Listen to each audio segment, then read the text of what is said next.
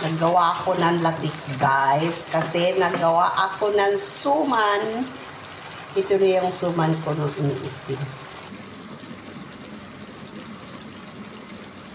Hindi ko na pinakita kung paano magluto kasi magbumukbang ako. Tapos na yan. Mukbangan na. Aking latik. Suman latik. Ayun, guys. Oh. Almusal na tayo. Ako lang kumakain ito. Hindi sila nito kumakain.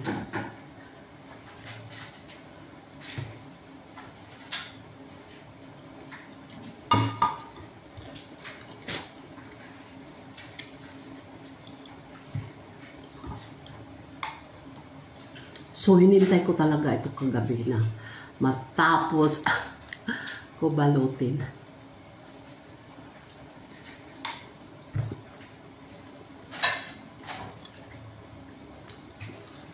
Sarap.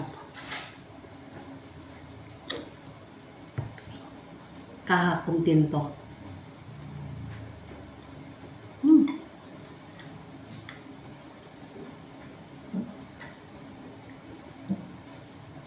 Masarap pala talaga pagka nilalagyan ng margarine.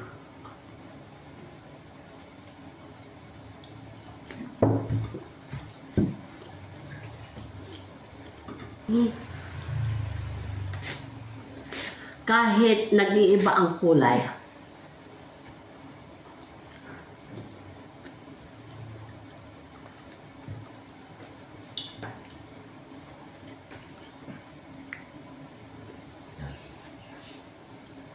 Sorry naman guys, yung likod ko maano liwanag kasi.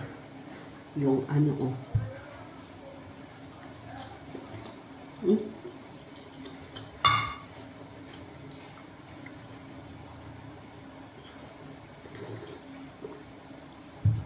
Shout out sa mga suman lovers dyan!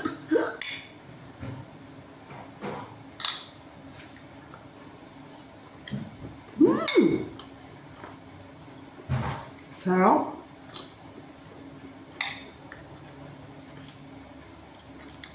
Hindi ko naman ito ipagpapalit ng cheeseburger.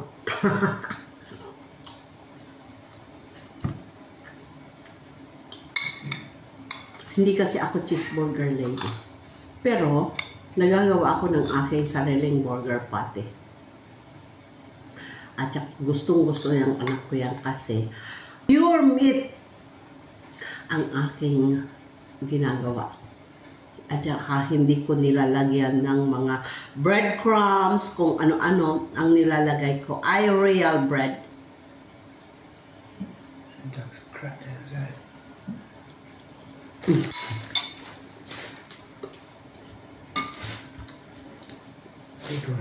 Nahalo ko sa every time ako nahalo ko sa food processor or sa chopper. Tapos yun na. Hindi ko na nilalagyan ng ng ilang beses ko na yan itinoro ng aking cheeseburger or burger patties. Sarap guys. Walang makakapalit sa sarap nun. Ang sarap talaga. Wala nang iba. Okay lang yun.